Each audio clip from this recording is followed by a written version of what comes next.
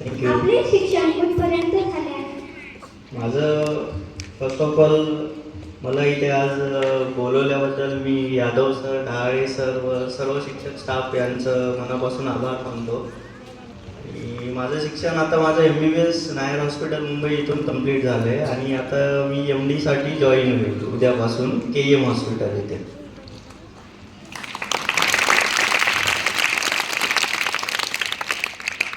शांताबाई खाते विद्यालय पाथरी येथे आपण कोणत्या वर्गात प्रवेश घेतला होता? शाळेत किती वर्ष शिक्षण घेतले? मला आठवतं मी 4 वर्षाचा होतो तेव्हा मी बालवाडीमध्ये इथे प्रवेश घेतला होता आणि पूर्ण माझं 10वी पर्यंतचं शिक्षण हे या शाळेमध्ये झालेलं आहे.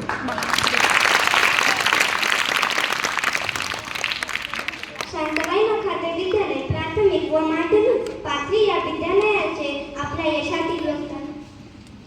माझा जो पूर्ण एज्युकेशनमधला जो बेस आहे म्हणजे पूर्ण कोणतंही एखादी बिल्डिंग बांधायची असेल तर बेस पक्का लागतो, तसं माझं जे बेस पक्का करण्याचं काम जे आहे हे सर्व या शाळेतील शिक्षकांनी आणि या शाळेनं व तसेच पर्सनली नखाते होतं. तर या सर्वांनी माझं बेस पक्का करण्याचं काम केलेलं आहे.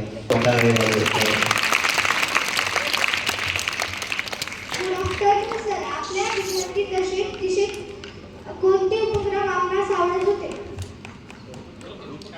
शाळेमध्ये मला ज्या स्पर्धा परीक्षा व्हायच्या, विविध सांस्कृतिक कार्यक्रम व्हायचे, परत 26 जानेवारीच्या निमित्ताने ज्या क्रीडा स्पर्धा व्हायच्या, क्रिकेट, व्हॉलीबॉल, खो खो, हे सर्व उपक्रम मला आवडायचे व मी सहभागी तेवढ्याच एनर्जीने व्हायचो त्यामध्ये. शाळेतील कोणत्या उपक्रमाचा आपल्या यशात सिंहाचा वाटा? सर्व जे स्पर्धा परीक्षा झाल्या किंवा मला जी स्टेजवरती परफॉर्म करण्याची जी ॲबिलिटी आहे ती सांस्कृतिक कार्यक्रमांमधून आली. तर हे सर्व उपक्रम आहेत. शालेय स्तरावरील कोणकोणत्या उपक्रमात आपण सहभाग घेतला? मी सर्वच क्रीडा स्पर्धा असो या स्पर्धा परीक्षा असो, फक्त कधी गॅदरिंगमध्ये डान्स तेवढंच मला जमलं नाही कधी, बाकी सर्वांमध्ये मी सहभागी झालो होतो.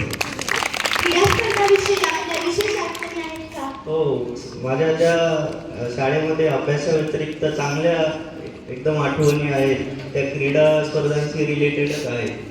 आणि प्रत्येक वर्षी 26 जानेवारीच्या क्रीडा स्पर्धा व्हायच्या तेव्हा माझ्याकडे 15 ते 20 सर्टिफिकेटचे बंच आलेले असायचे. ते तिकीट द्यायचं आपण ते माझ्याकडे अजून पण मी ठेवलेले आहेत माझ्याकडे. शैक्षणिक सहल याविषयी आपल्या काही आठवणी? शैक्षणिक सहल म्हणजे माझ्या शालेय जीवनातला सर्वात एक आनंदी क्षण असायचा, कारण जेव्हा सहल यायची तेव्हा शाळेचं पूर्ण वातावरण बदलून जायचं की एकच उत्सुकता असायची आम्हाला की आम्ही सहलीला जाणार आहे. आणि यादव सर व इतर शिक्षक आमची पहाटे एक्सरसाइज पण घ्यायचे की आम्ही फिटनेस आमचं राहावं किल्ले चढण्यासाठी व इतर. तर ती एक्साइटमेंट पूर्ण महिन्यावर चालायची आणि सहलीमध्ये आम्ही पुरेपूर त्याचा आनंद घ्यायचो, एन्जॉयमेंट करायचो. आणि तसेच अजिंक्य भैया पण सहलीला आलेलेच आहेत, तर त्यांचा पण एक्सपिरियन्स होता.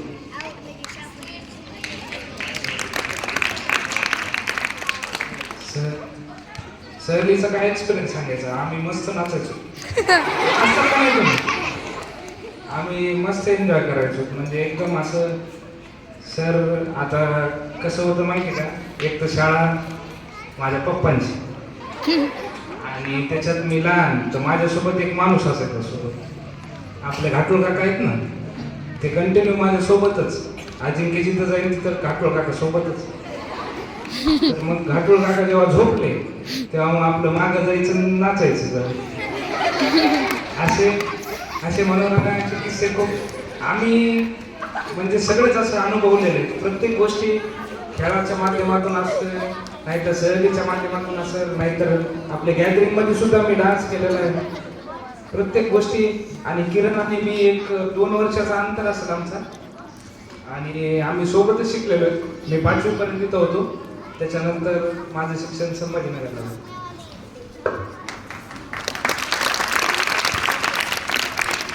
शाळेतील भाषण, सूत्रसंचालन याविषयी काही आठवण?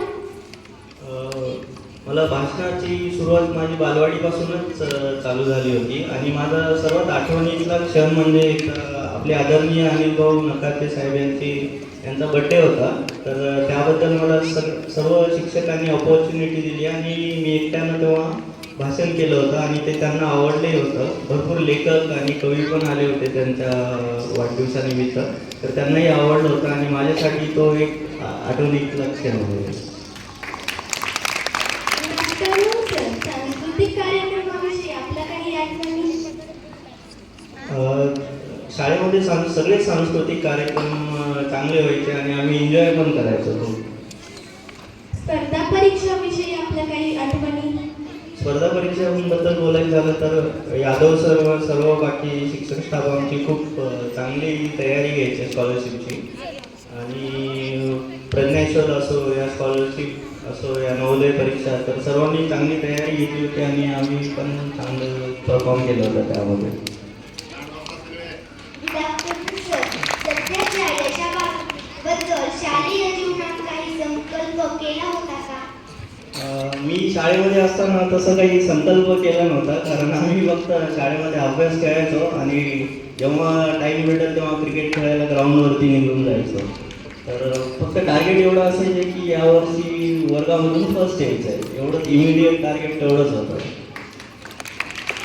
स्पर्धा परीक्षेचे शालेय जीवनातील स्थान? सध्या शिक्षण जसं आहे तर कॉम्पिटेटिव्ह